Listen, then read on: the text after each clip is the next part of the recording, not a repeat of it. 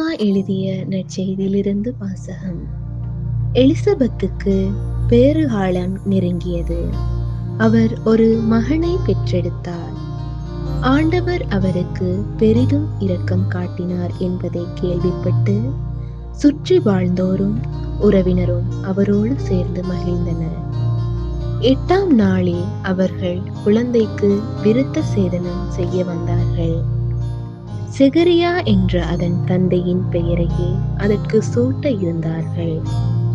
ஆனால் அதன் தாய் அவர்களை பார்த்து, வேண்டாம், அதற்கு யோவான் என பெயரிட வேண்டும் என்றார்.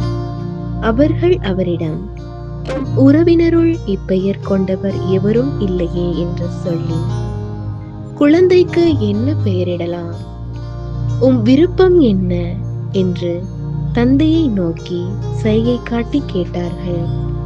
அதற்கு அவர் எழுது பலகை ஒன்றை கேட்டு வாங்கி, இக்குழந்தையின் பெயர் யோவான் என்று எழுதினார்.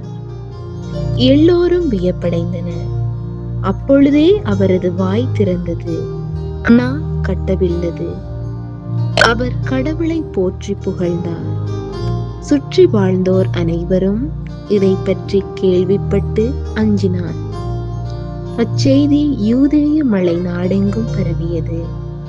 கேள்விப்பட்டவர்கள் யாவரும் அச்செய்தியை தங்கள் உள்ளங்களில் இருத்தி, இக்குழந்தை எப்படிப்பட்டதாக இருக்குமோ என்று சொல்லிக் கொண்டார்கள். ஏனெனில் அக்குழந்தை ஆண்டவருடைய கைவன்மையை பெற்றிருந்தது. இது கிறிஸ்து வழங்கும் நற்செய்தி.